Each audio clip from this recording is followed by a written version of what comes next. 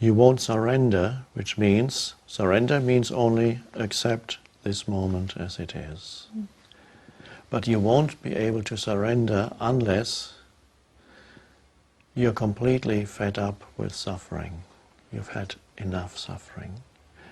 And at some level, you recognize that most of your suffering is self-created.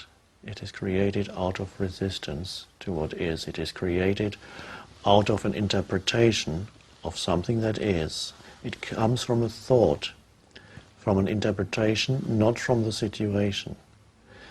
So you realize really that I've had enough suffering, and only when you've truly had enough suffering in your life are you able to say, I don't need it anymore.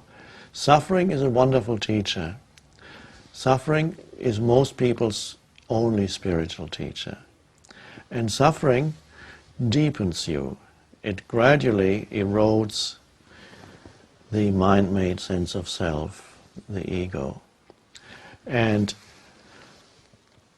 for some people, the point arrives where they realize, I have suffered enough. And that, for example, is the case with almost all the people who come to a retreat. If you ask them, they've all had their share of human suffering. Otherwise they wouldn't be open to the message. They've had their share of human suffering, and they've reached a point where they are ready to listen to the message that says there is another way to live. There is another way in which you can live that does not create further suffering for yourself. Because to a large extent humans create their own suffering. And so when you are ready to hear that message, and that's really the message that is in every religion, that's the message, the central message of Buddhism is the end of suffering. And even the central message of the teaching of Jesus is finding the pearl of great price, finding the kingdom of heaven that is within you here and now, as Jesus says. And that, of course, is the end of living in a state of suffering. So one could say that you need suffering for you to realize, for you to come to a point of realization that you do not need to suffer anymore. There's a paradox here.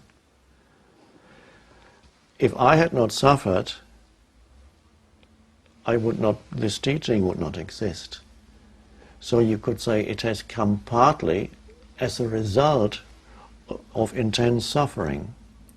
Because as a human being, I would not have evolved spiritually if I had not suffered. So suffering was my main teacher, and suffering is for many people their main teacher. But then some people are, when they are ready, they come into contact with a spiritual teaching or teacher, and that can speed up the process of realization that you don't need to suffer anymore. You're ready to hear that. So that was, the Buddha talked about nothing else already 2,600 years ago, that there can be an end to self-inflicted suffering.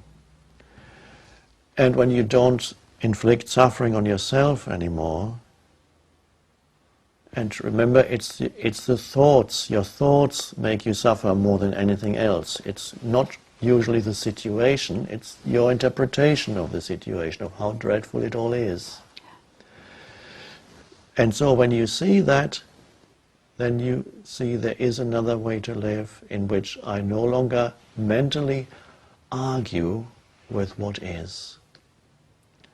And that's the end of self-inflicted suffering. And if I no longer inflict suffering on myself, I no longer inflict suffering on others, because the two go together.